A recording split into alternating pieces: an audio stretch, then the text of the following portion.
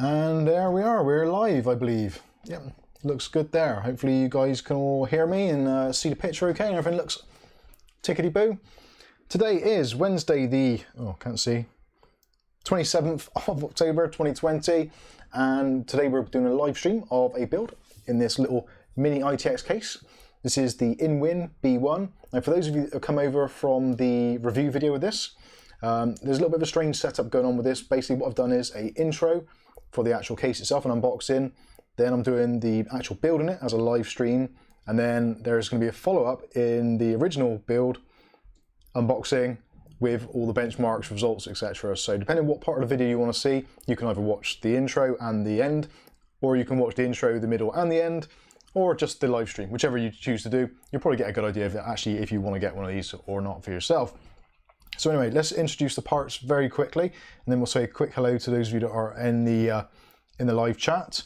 So first of all, we've got the Inwin B1, which is basically the heart and soul of this entire project. This was sent to me free of charge for review purposes by Inwin, so thank you very much, goes out to them. It is a dual purpose system, so you can have it either upright in the corridor, or you can put it down on the deck like that.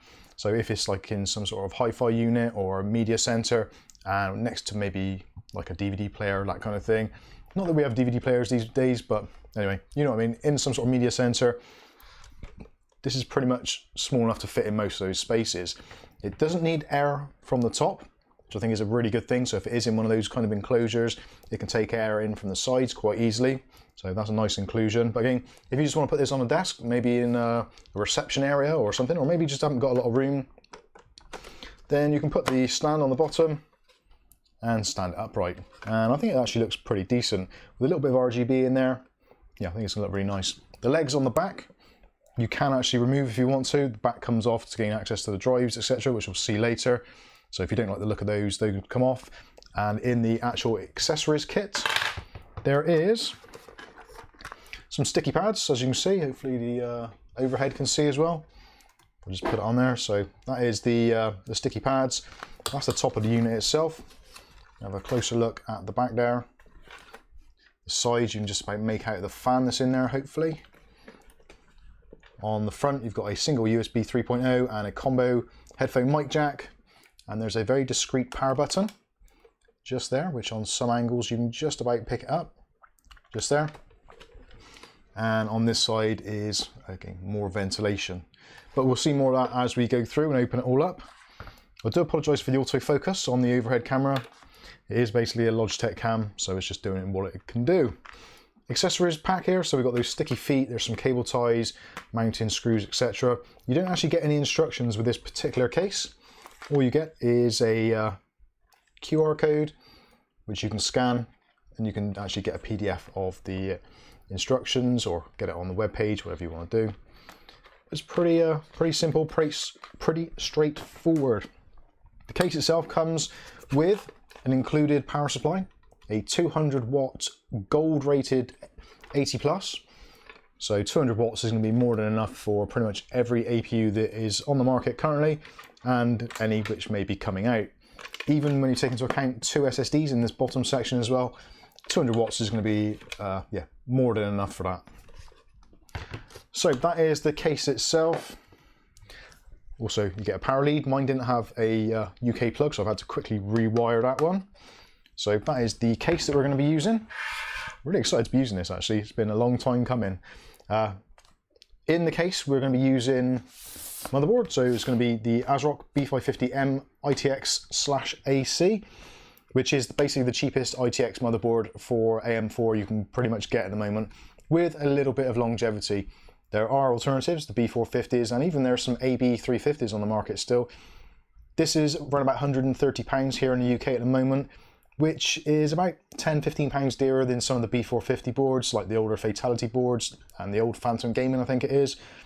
But this is a B550, so a little bit more compatibility, and hopefully when AMD bring their new APUs to the market, this is going to be ready as a drop-in replacement. But we're actually going to be using today, we're going with my old favourite, cheap and cheerful, the Ryzen 3 2200G, which is APU, so onboard graphics, Vega 8 graphics.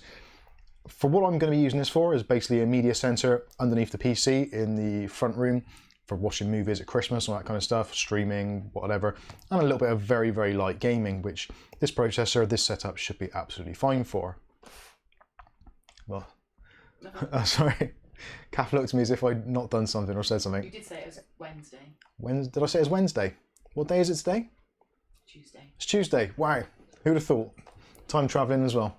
Other than that, yeah. RAM-wise, for the motherboard, we're going to go with, well, there's two options actually. We've got the V-Color Prism Pro. These is DDR4 3200.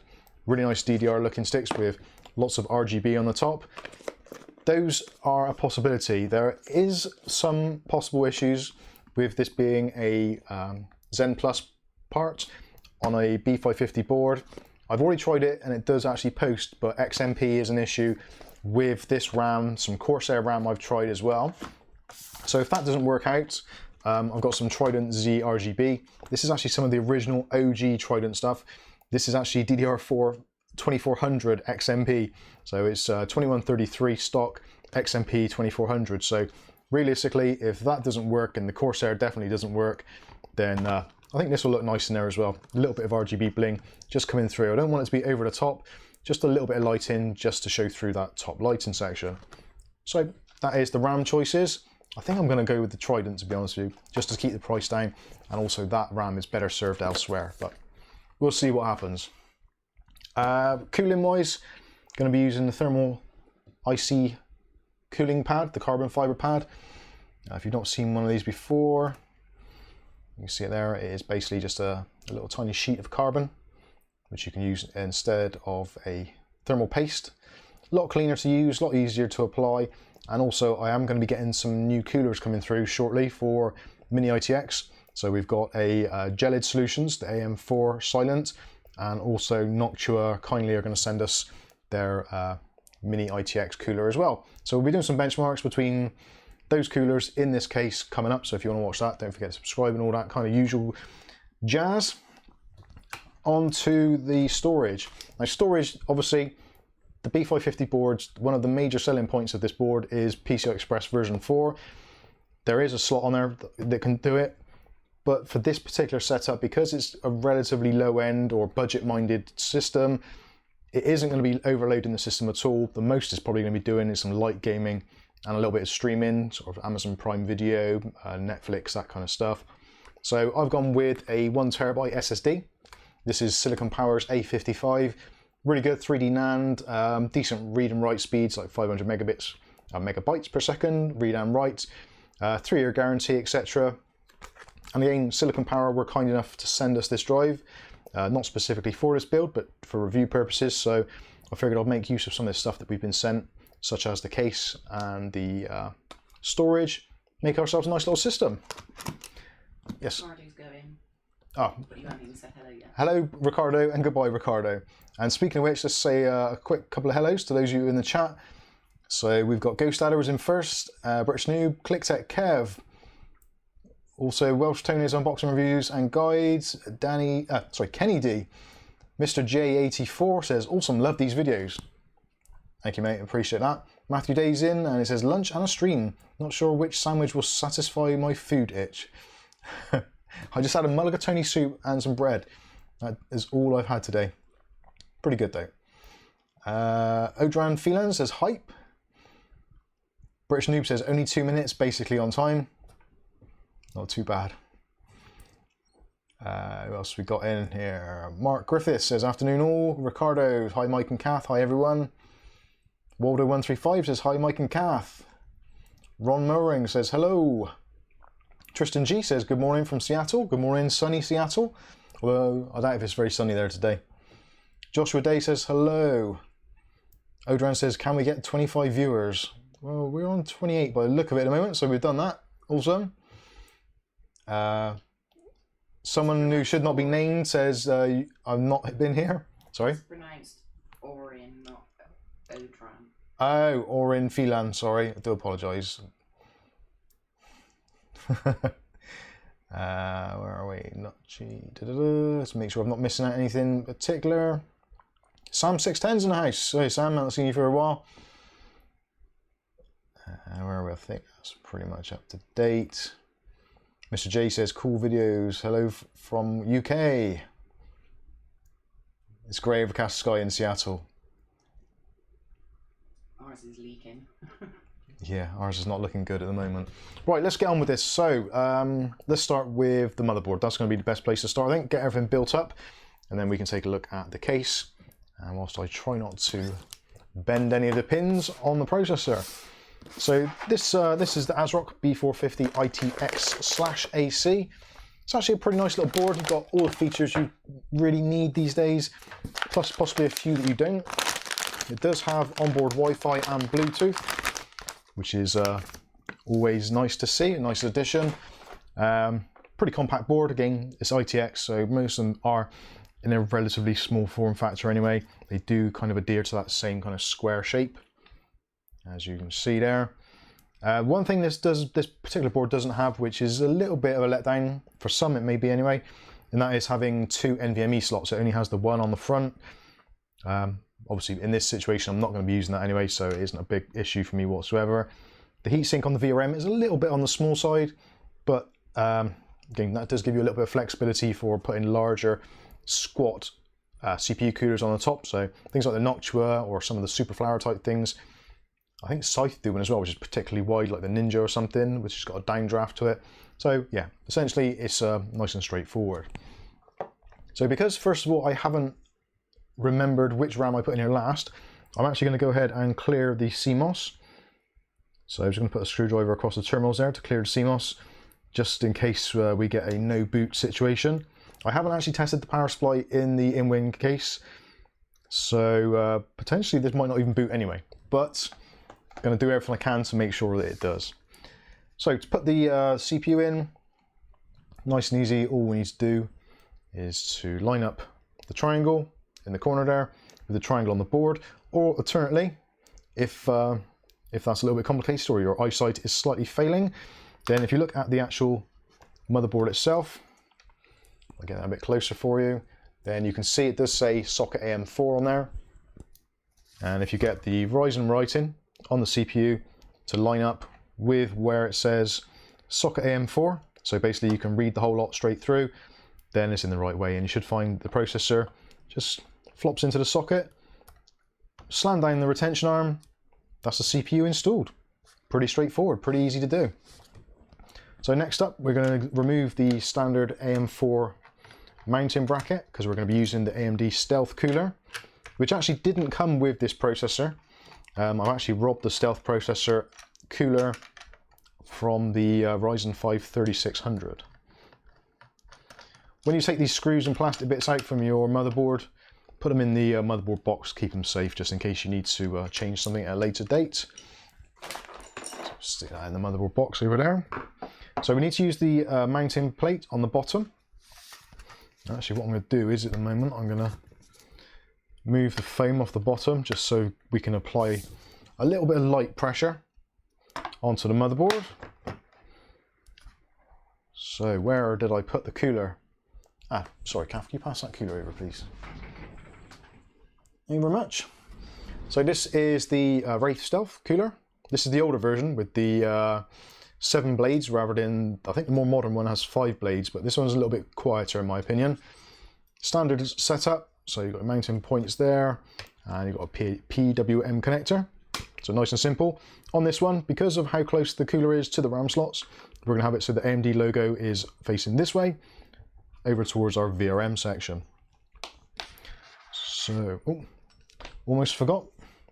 Put my IC Diamond, oh, no, sorry, IC cooling thermal pad on there.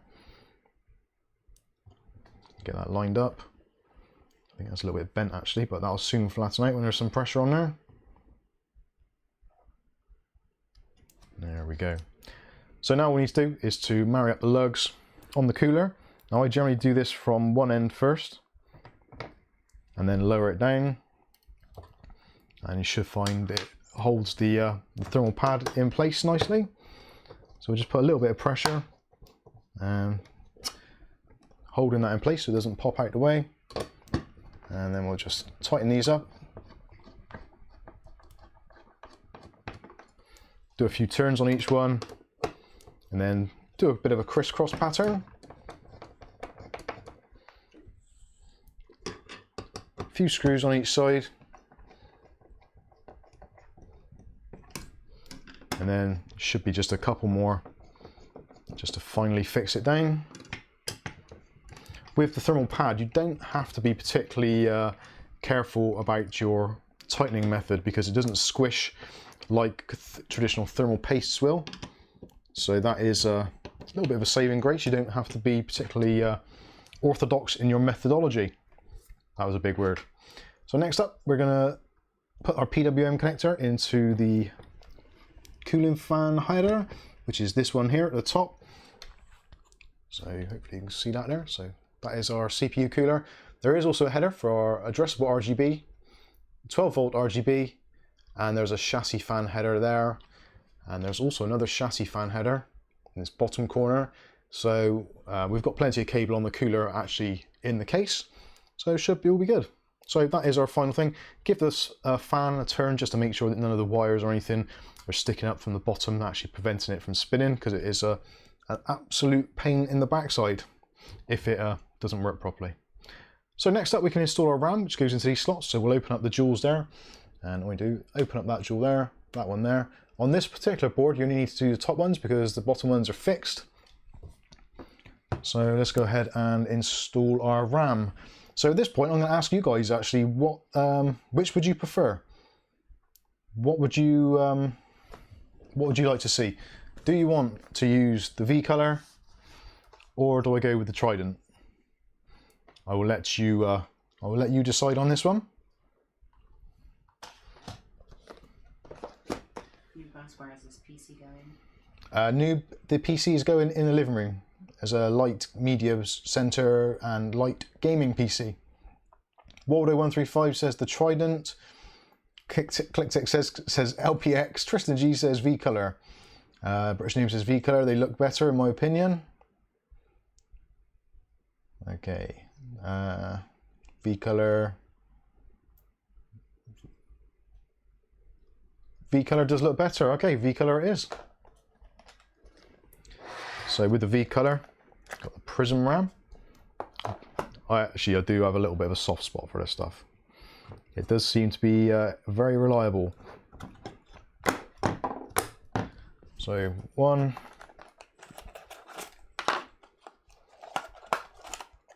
So this is a 16 gig kit. Obviously, if you're building your own system and you're kind of taking some of this as guidance, you can use as much or as little RAM as you want to. You can get away with as little as 8 gigs if you want to. Windows will run. To be honest, it probably would run with 4 gigs, although I probably wouldn't recommend it. 8 gigs is pretty much the sweet spot for media centers and media consumption. If you are doing some light gaming as well, then 16 gigs will be better, because then the AMD chipset will allocate a little bit of extra RAM to the GPU, or the APU rather,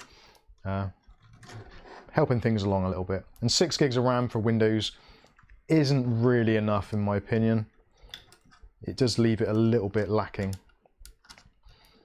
So there we go, there's our cabling. So we've cable managed that. Just tuck the cable underneath that shroud there.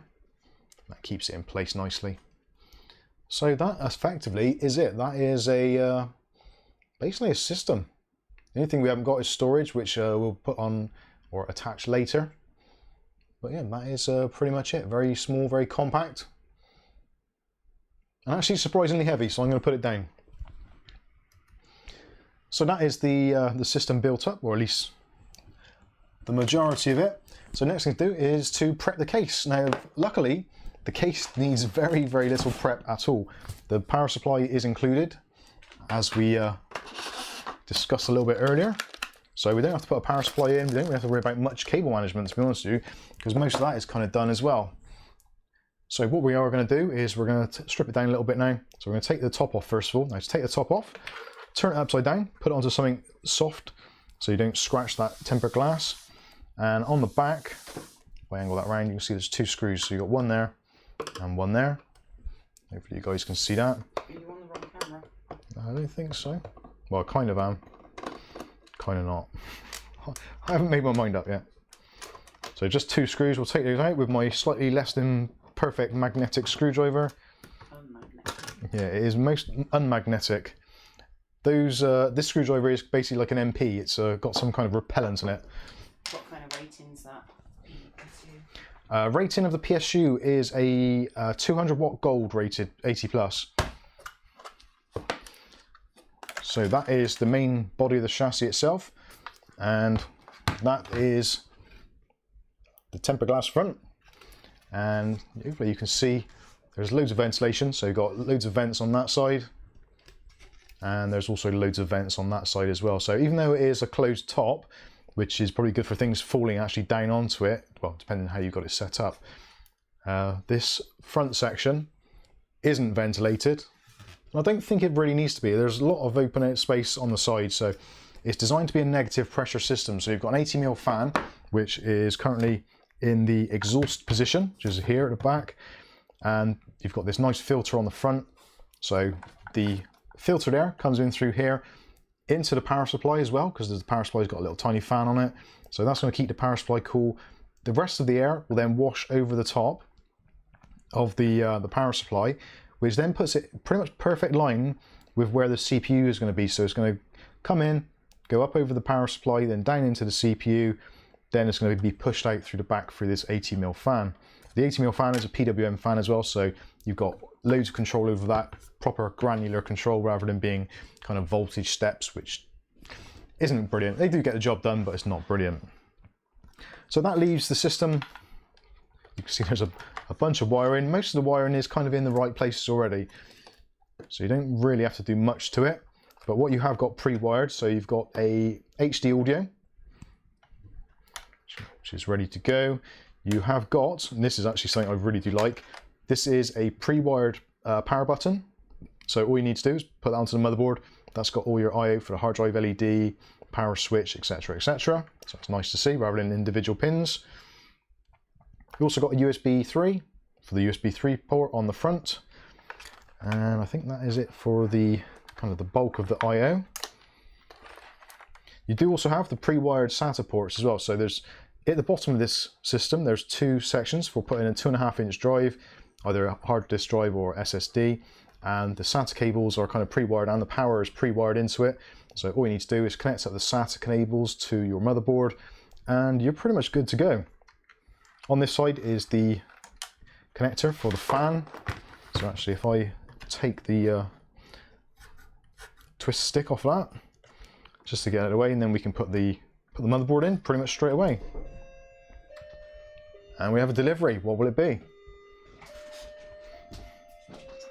It won't be a 3070, that's for sure.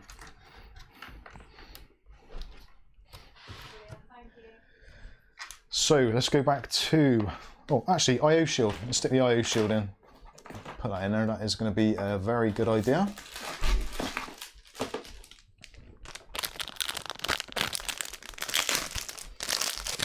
Oh, got some Amazon parcels arriving. What will it be? Can't be anything too exciting. So I don't think I've ordered anything.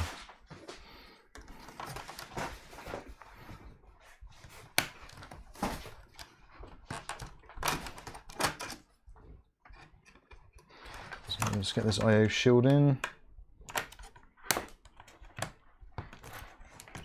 Nova wants to ask you something. Nova wants to ask something. Go for it. You never know, I might even answer. So there is the I/O shield inserted. Just clicks into place. So hopefully you can see that okay. Looks okay, does the job. So now we can put the motherboard in. So move as much of this wiring out of our way as possible. Skystalker's in the house. Skystalker is with us. Good afternoon, good evening, good morning, Sky. David Aiken says, is it your hand size delivery? Is it? No, it definitely isn't. So motherboard in, really simple. All we've got is 4 mounting pillars. So all we need to do is to drop the board into place. Careful not to catch anything as we go in.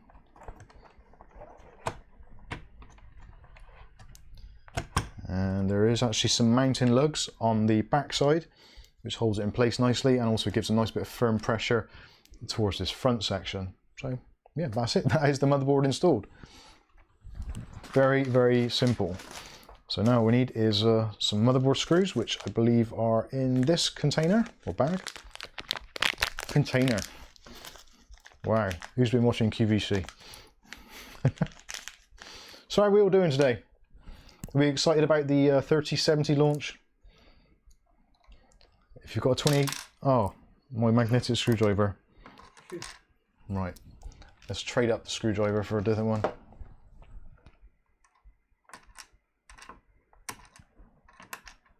Right, I give up on that one. Where's my magnet bit? There's got to be something on here which is actually magnetic. Oh yeah, that one, that'll do.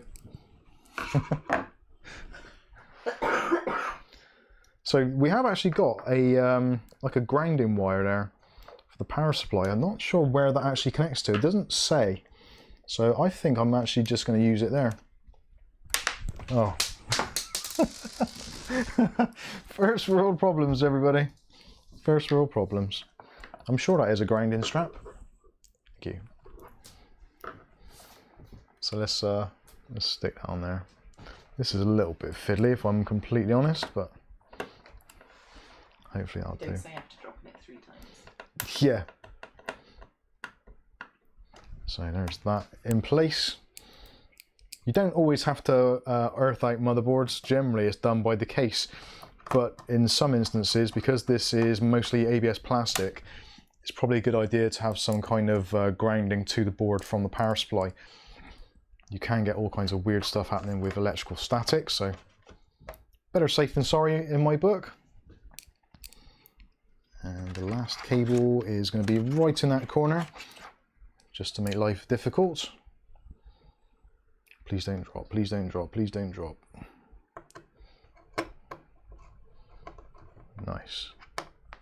So there we go, that's the motherboard installed. That is pretty easy, pretty straightforward. I like that a lot. What am I running over? Oh, if the sound goes, I do apologise, I've just run over my microphone for a change. You guys are probably used to that by now. Okay, so how should we attack this? So probably a good idea would be to connect up the fan. Now the fan actually has a header in this corner here. So actually it might have been a better idea to put that in before the RAM, but we'll see. It'll be okay. If I can actually see it. That's it, that's it, that's gone in. It's a shame actually that that cable is right over there. I'm going to run it around there for now. I might actually take the motherboard out and redo that at some point. But that'll do, it works. Well, it should do. So yeah, we've got our exhaust fan there. Just make sure, give it a spin, make sure that nothing's touching it. So we're all good there. So what have we got next? HD audio, which is going to be right over in this corner here. Which I'm a little bit concerned actually that there isn't quite long enough on the cable for that. That is going to be a little bit on the tight side. Need your special light. I should. Yeah, actually that isn't going to reach at all. Because it is right over in that top corner. So there is actually a relatively massive fail already. I don't think there's any other way I can do that. And that's not going to look particularly nice there. Why would they put the connector this far over? Normally they tend to end up being down here somewhere. Okay, so maybe we won't have front audio. Actually, saying that, I never use front audio anyway, so I might just leave that anyway. So what else have we got here? So we've got our front I/O, which actually, let's do the USB. The USB is probably the biggest one, isn't it? Start with the big ones and then work our way back. So those need to be over that side. Underneath the board. I don't think it's got the length to go underneath it, to be honest with you, because that is where the actual connection is there. So it might do. Although saying that, there isn't a lot of room around the edges to actually put the cable back up through. I might have another go at that later at the very end. It's not really necessary. But it would have been nice to be able to do it really, I suppose. Just thinking about the wiring paths here.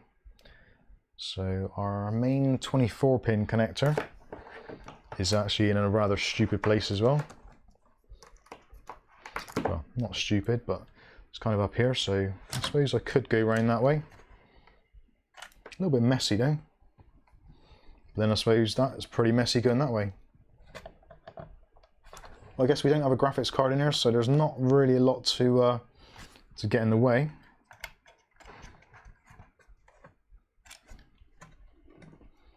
Gladio says it's the first time he's watched you build.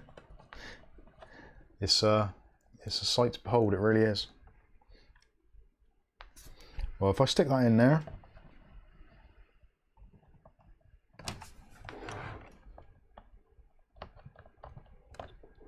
where does that want to go in there?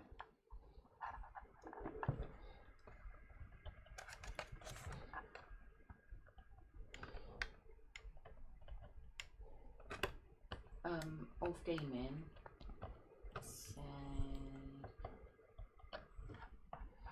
Clip is on that side. What is going on there? Why is it always the little systems which cause the most grief? Oh, there we go.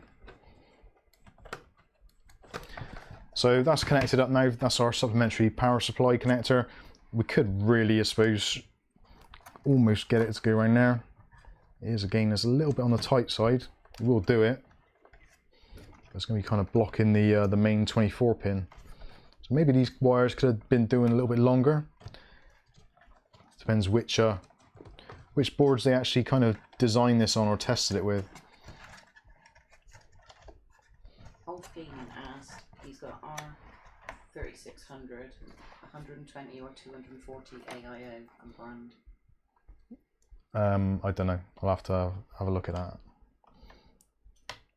Right, so this is our front panel connector, which they've not made that particularly easy either. So there's our front panel connector, and the USB one is right next to it, and they both look identical. So this may require a little bit of flashlight work to see what it actually says on the board, or a good time to RTFM. So that is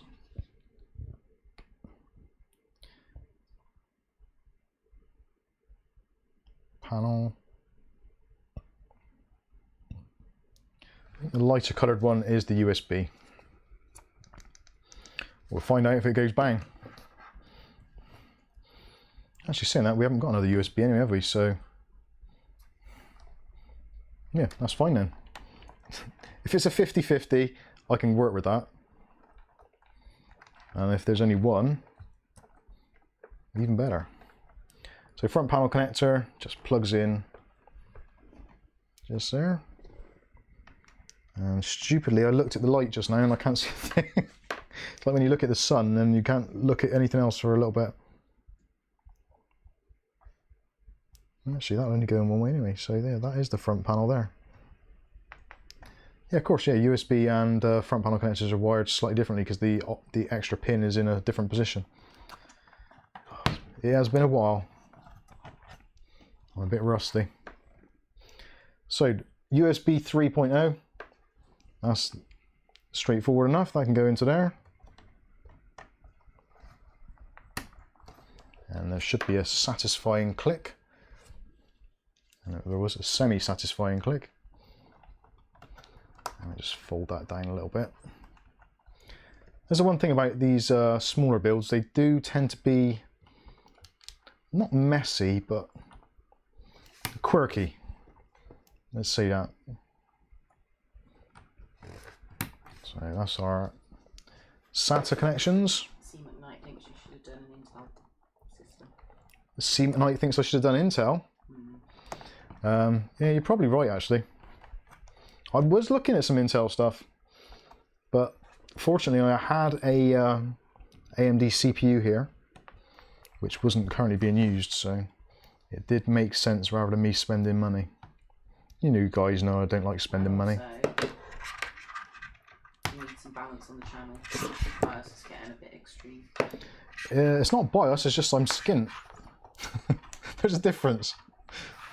Who's that saying about the bias? See McKnight. If I had the money, I would certainly go Intel. But Intel stuff is still pretty expensive for what it is. So let's see if we can cable manage this up a little bit. What have we got going where?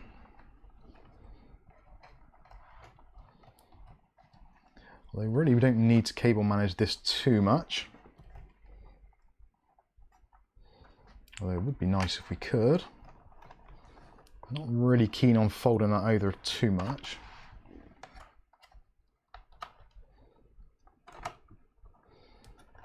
But we can bunch these together a little bit.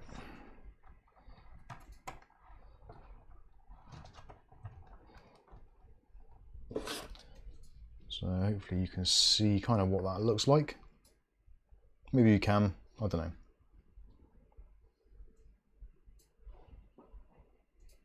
So we've got a bunch of wires there.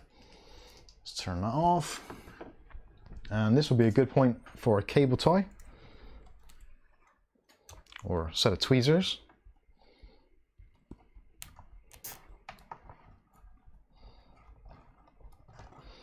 Normally it's probably not a particularly good practice to start cable tying stuff before you've actually turned the PC on and made sure that it actually boots and works.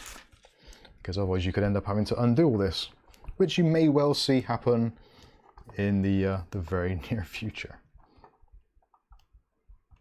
But you know me, I don't like to do things in the orthodox way.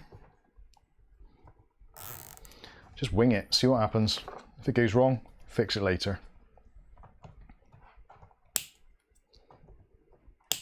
When you're cable tying or snipping for cable ties, try not to cut through the cables. It's very bad for morale. I have actually done that before now. I'm just going to put a couple more cable ties on here, just so that when I put the top panel on, it doesn't interfere with anything.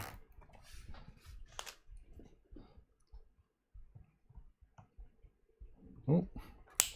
Braden missed the beginning. How are you sure a Zen Plus APU will post on a B550 board? If you've been watching the recent videos, you'll know why I've got that answer. I have been trying a few CPUs recently on various different boards, and it does appear that AMD have been, well, not necessarily lying to us, but certainly they've been misleading us a little bit. And most of them do actually tend to work.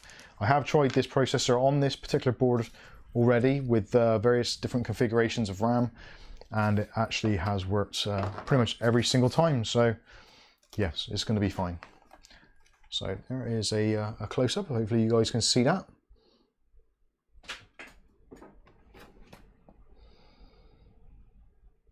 A little bit too close.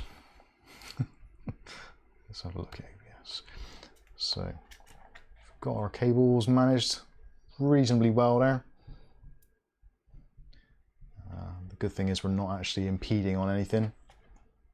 Would have been nice for that power supply for the 8-pin up this corner to have gone in a little bit nicer. In actual fact, let's pop that down a little bit. What is that? That's the cable from our cooler. Actually, that's fine. It's absolutely fine. It looks pretty clean, and really with the top on, you're not going to see it anyway, are you? Job done. So we can put the top panel back on.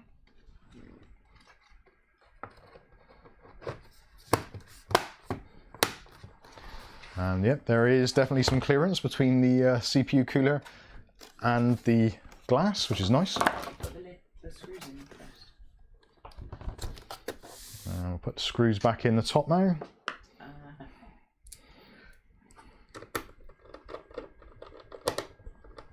So just 2 screws to remove the panel if you ever need to get in there and do any maintenance. The power supply itself actually only takes 2 screws, so there's 1 screw at the rear, which is just here, and there's one at the front of it which holds it in place. So there we go. Looks pretty nice. I like the way it's quite dark smoke in there, so you can't really see much of what's going on in there. You can see some reflections, and you can see some fingerprints, but that is about all you can see. So let's get the hard drive installed. So just to put hard drive in, again, 2 screws. It's always the rule of 2s. And this section comes off. At this point, if you want to, you can actually take these feet off. So there's, again, screws in there. You can undo the screws, remove those plastic feet, and then replace the blankings with a little sticker. So that goes over where the feet were, which is a nice little touch. But I'm going to be leaving the feet on because this is going to be living underneath my TV. Matthew Dave thinks it looks like a Roomba.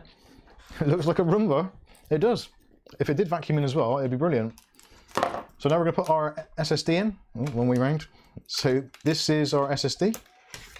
And we've got a super chat. There's a little bit of light entertainment relief for you.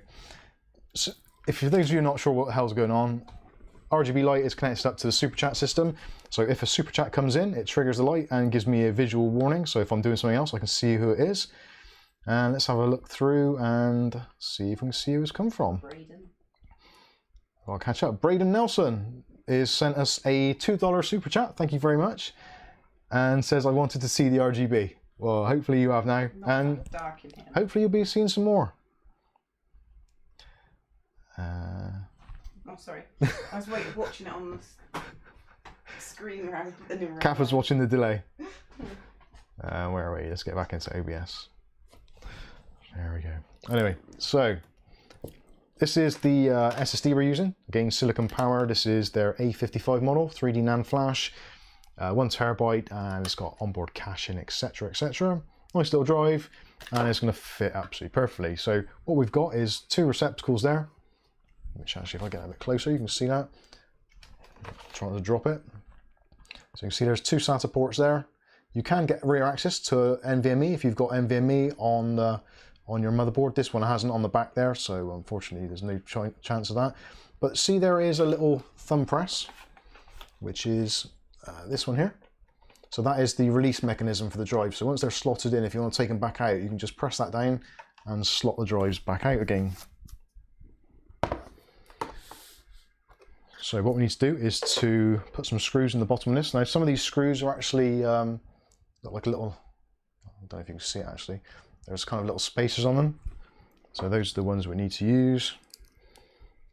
And we'll put 4 of those in.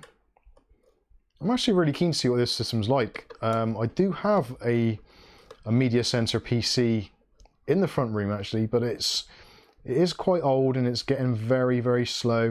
It's got 8 gigs of RAM, but it's an older AMD AM1 chipset, which some of you actually will probably find that it was probably out before you guys were born. It is rather old. But it is a quad-core 2 GHz chip, 8 gigs of RAM, but it is starting to show its age. So what size is the drive going to be? What size? It's 1 terabyte. I did say that, didn't I? Oh. I really need to get some new screwdrivers.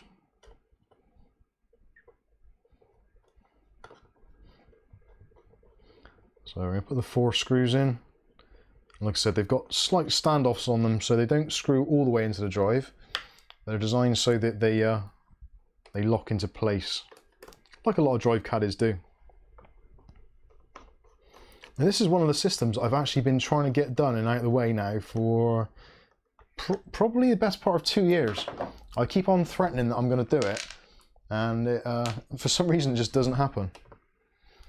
So those bolts on the bottom, can't really see them on that angle, there you go. So you've got 4 screw bolts in there, and they're slightly offset, as you can hopefully just about pick out. So they're raised up slightly on both sides. So then all we do is line them up with those holes there, and then gently push it onto the connector. You should feel a bit of resistance, and that's locked in. So if we want to remove it now, all I need to do is push down on there and I can pull the drive back out. So it's a nice kind of like quick release setup. I quite like that, it's good. The good feature about this as well, because there's limited space on the inside, and also obviously there's a lot of high temperature equipment. Keeping the drive on this side of the chassis actually will hopefully improve the temperatures of the drive itself, even though there isn't any airflow going over it, which is a little bit unfortunate, but yeah, it is what it is. It is a small form factor. But also, if there was an NVMe in the front section, that is going to get rather toasty rather quickly in there, I think. But that is pretty much it. That is the job done. So all we need to do now is to connect up the power, keyboard and mouse, and the monitor, and we'll see what it's actually like. At this point now, I need to tidy up the desk a little bit and make some room. So we will go and do that now. And if there's any questions, now is a really good time to ask whilst I'm tidying up. Kev asked if you've still got the old media centre. Have I still got the old media centre? Yes, I have. Yeah. That's what I said. David Aikens says you'd swap it for an RFI. I'm not far off that. Yeah, the old media center is. I did have it up for sale on our Discord, and I'm in an eye. It's probably worth about 50 quid realistically for the case. The case itself is actually quite expensive. The case is a. Do you know what? I can't even think of the brand of it now, but it's quite an expensive little case. But the motherboard and processor aren't worth a great deal. 8 gigs of DDR3 1600 isn't worth a great deal, and I think there's a 250 gig SSD in there. So yeah, there's not a. Would I swap it for Dave Aitken's biscuits? Probably not. I do like Dave Aitken's biscuits, but I do like cold hard cash more. You didn't ask that. Oh, was it you that asked that, was it? Sorry. Cap's leading me astray. But you love these biscuits. How oddly, they've actually put another 6 of those screws in there for the hard drive, so I think they're probably expecting you to lose some at some point or other. They've probably seen you build. Yeah, they might have seen me put stuff together and they're like, oh god, he's bound to drop those all over the floor. He's useless, that kid. Next time I send magnetic screwdrivers as well. Good practice is when you build a system, try and put all the empty bits back inside the box. So should you need to do an RMA or whatever the case may be, or it just keeps it more compact. So now you can put the box, all the bits and pieces, stick it actually maybe inside the box for the case, chuck it in the loft, and you know it's all safe and secure, ready for when you need it. There, that is my public service announcement for today. So what else have we got here? Right, Kath, I'm going to need you to assist me, please. Can I have, first of all, that keyboard over there.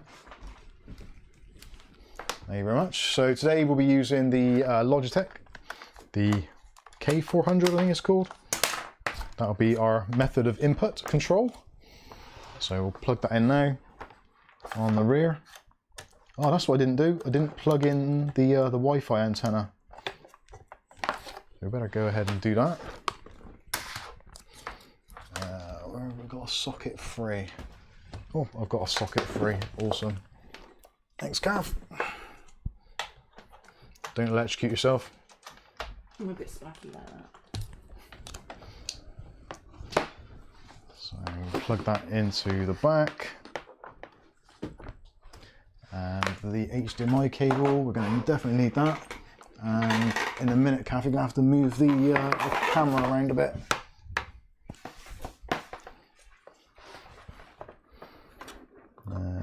No, display port, HDMI.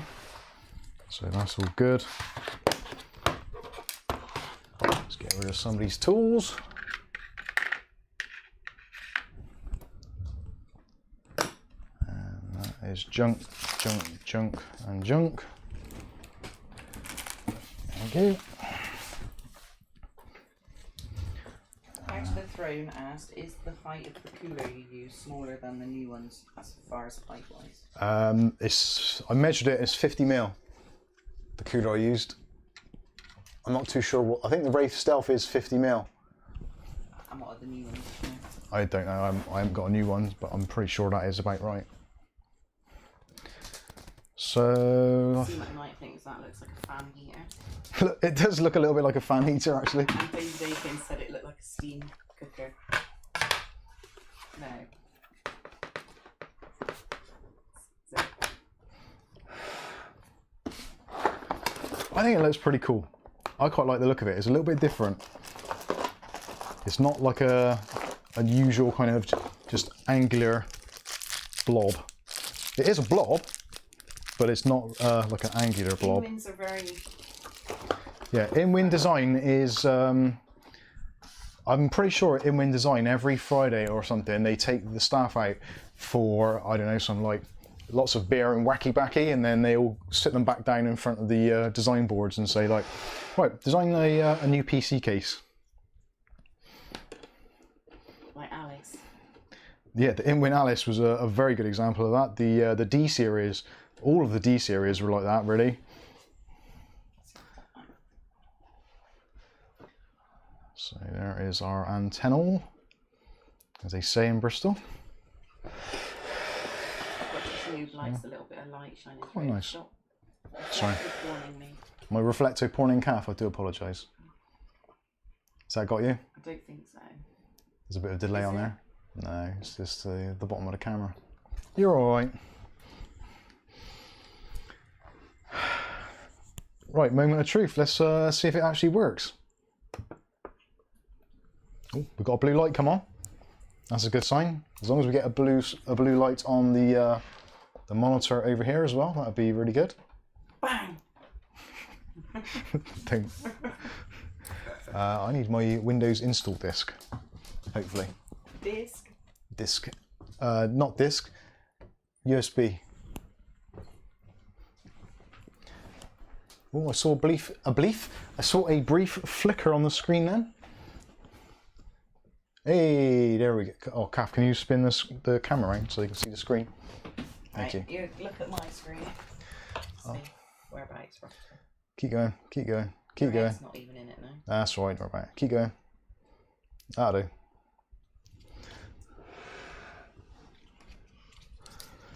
Your face is hardly even in it. There is actually Windows on that drive already. There's me about to install it. Yeah, I can see it on there. Oh. So, it works. It's alive. Very much so. Although, turn my keyboard on. That's slightly worrying. Why does it say we've got no Wi-Fi? Oh, that's probably because we haven't connected to a Wi-Fi source. So, yeah, that all appears to be working. Oh, there's a hidden network. Wonder which one that is. Right, Kath, could you turn the screen away again, please? Thank you. That'll do. Just going to put my my key in.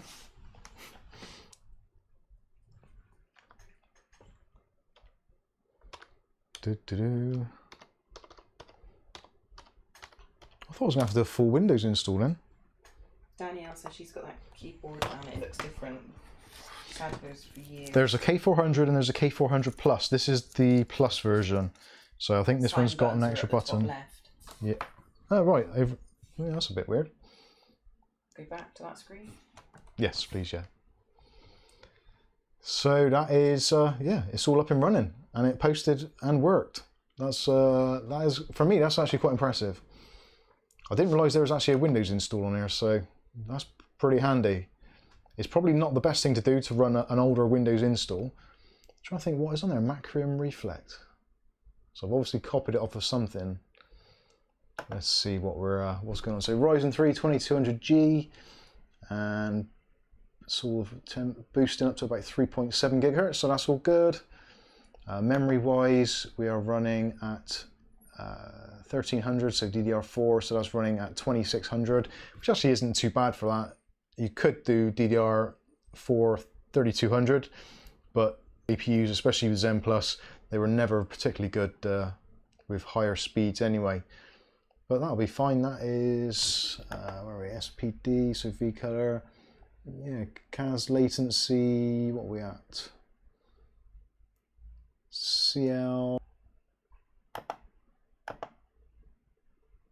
CL16, yeah, that's absolutely fine. I will play around with this. This is actually a really weird system because I've done not the system itself, but the motherboard. I've tried to update the motherboard to the latest BIOS, but it flashes it and then it reboots and then it unflashes it as if there's some sort of protection, because it knows that there's a first gen chip in there which isn't really compatible. So I've not been able to update the BIOS to get it to run possibly more reliably with other RAM. So what have we got on here? Let's just put chipset drivers. Might put BIOS flash code. Yeah, BIOS flash I can't do. Let's see what is in here system-wise. I'm not too sure what this actually was, or what was it before? What have I called it? Just desktop. So this could have come out of anything. Matthew Day said BIOS setting check. So. Oh yeah, BIOS setting check. That's a good idea actually. What have I installed on here? So AMD chipset drivers are installed. Ryzen Masters on there. CPU Z, benchmarks, blah blah blah. It's a bit glitchy as well. It's what? Sorry. A bit. Oh, the stream. Are we losing frames? Oh yeah, internet's dropping. Yeah, sorry about this, guys. The internet seems to be having a little bit of a moment. That's right, we're back to green now, so it should be okay. I don't think I can actually reduce the quality of the stream particularly at the moment. But anyway, let's see if Unigine actually runs.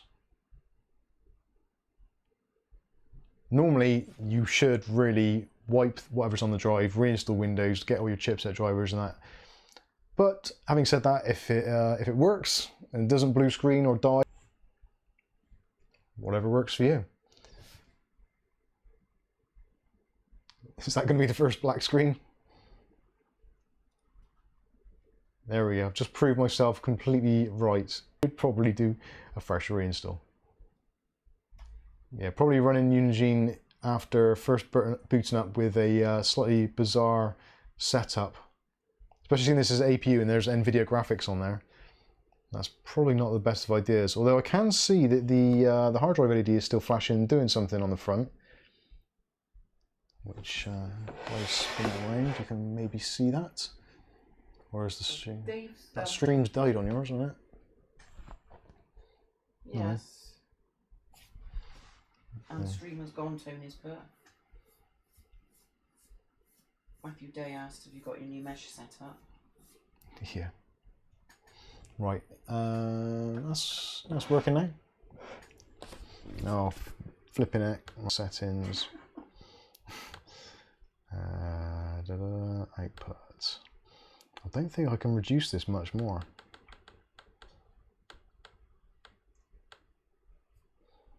Let's try that.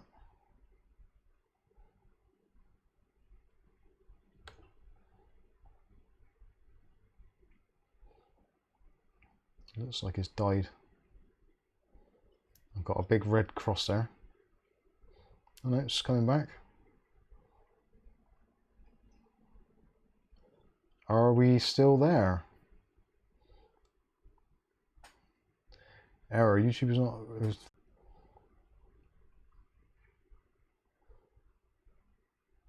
Right, that should hopefully be better. Let's see what happens. Is that better? Are we back? Are we back on? Oh no, it's an advert.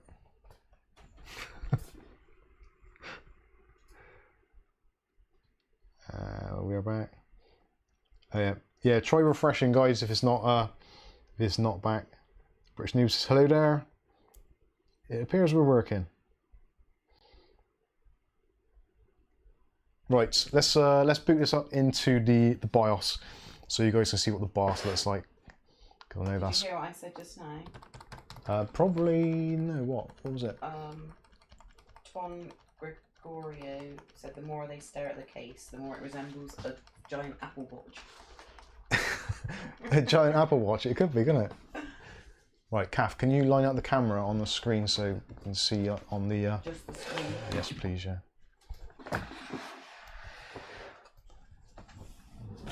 See what we can see.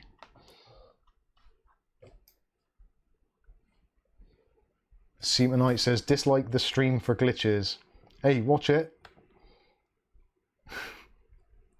Right, okay, so that looks... Okay? Yeah, I think that looks okay. Am I missing any of the top off? There's a little bit missing from the bottom corner, but I don't think it's particularly offensive.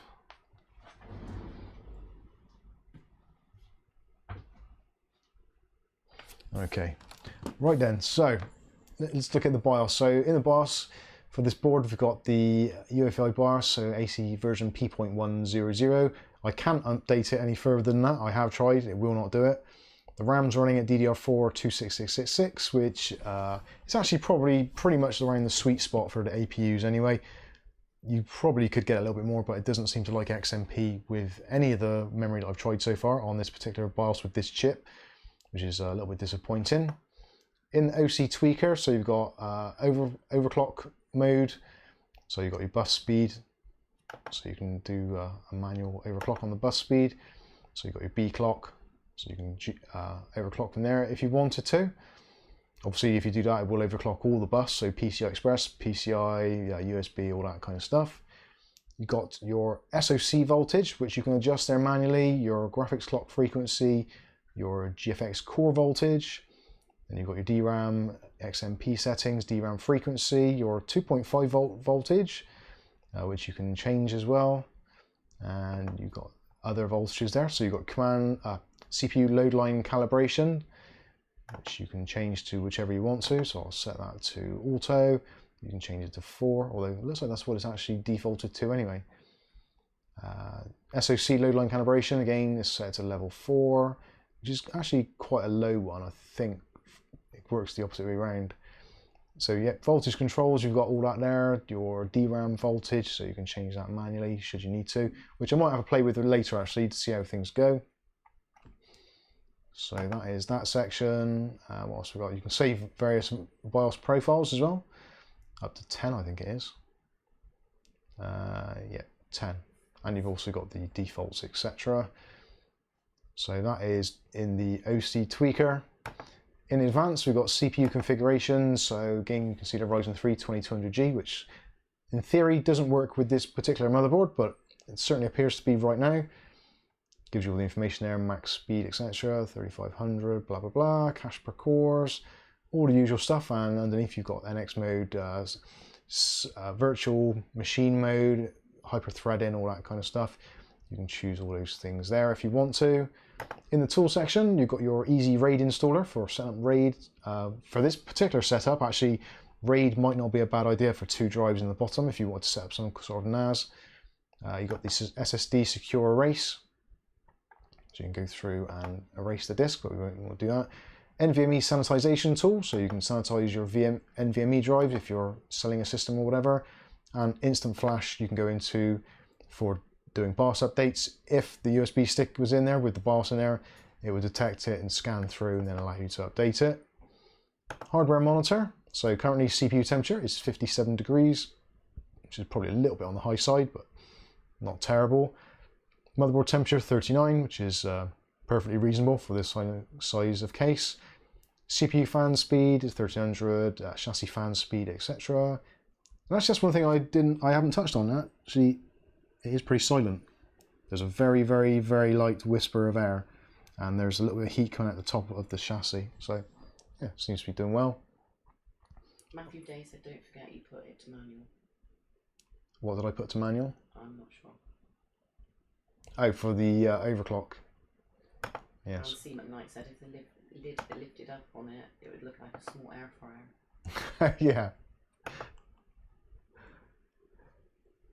So yeah, hardware monitor, more stuff. So CPU fan setting, silent mode, so you can put it in standard mode, and you can get it to monitor the CPU, or you can get it to monitor the motherboard. So if you've got a slightly rubbish motherboard and it's overheating, you can set it so that it detects temperatures on there more so. And fan configuration, you've got the options for chassis fan 1, chassis fan 2. You can change that to water pumps and all that kind of stuff. Control mode, auto, DC, PWM, whatever the case may be. So yeah, quite a lot of configuration you can do there. It's quite a nice BIOS actually. I do like ASRock BIOS. In Fantastic, we can go in there and you can set up your fan performance, etc. So all fans, CPU fan, And you can go with customize full speed, etc. All this you can do within the app as well, actually, in Windows itself. Welsh Tony asked what BIOS version is this one? 1, BIOS version number 1. It's the only one it will do. So there we go, you can set your fan curves. I would actually set that so it's full speed at about 70 degrees.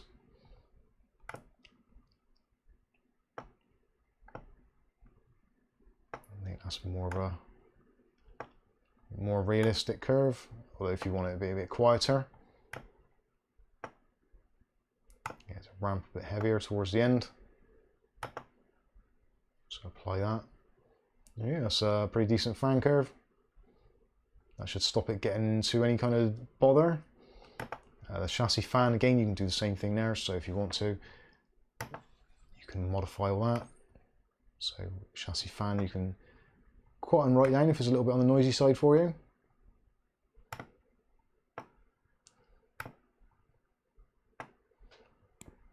And apply the changes. And happy days. So that's the fantastic. In security, things like usual stuff, secure boot, user passwords, etc. Boot options is going to be pretty obvious and pretty straightforward. So boot option is Windows Boot Manager, so UEFI or whatever you want to choose. You can choose fast boot, that is disabled currently.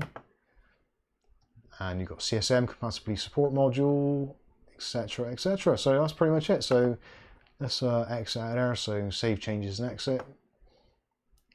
We'll hit yes. And we'll get back into Windows. Quite nice. I'm quite impressed. Oh, and the screen's gone again, is it? That looks right on there. Must be just mine. Oh, I see what it is. Warning. Warning, Will Robinson. It's because the bitrate's too low. I lowered the bitrate to make life easier, and it's actually made it more difficult. C McKnight says, I think the BIOS is reporting an unrealistically high temp for that CPU. Quite possibly. And now that I've changed something in the BIOS, it doesn't want to boot up again. What did I change? Can't remember what I changed now. Clearly I changed something. I've got a black screen. Right, so we've definitely got some work in progress to do on there. So I'm going to turn off. Kath, can you angle the camera back around, please?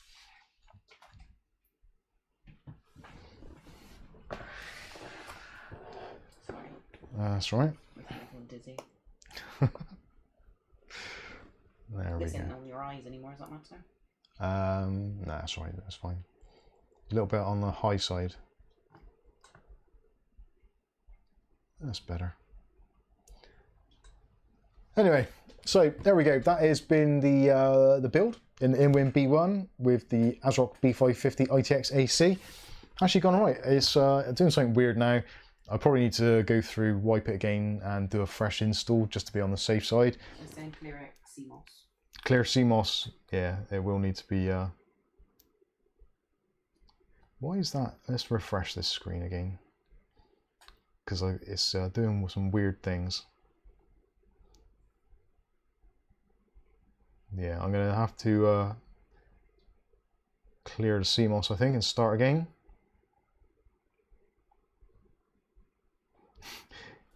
Yeah, lesson for newbies: don't play with settings without really paying attention. That's probably a good idea.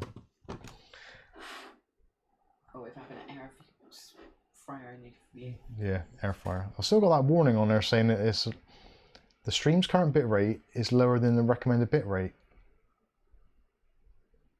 Well, I can't make it much higher.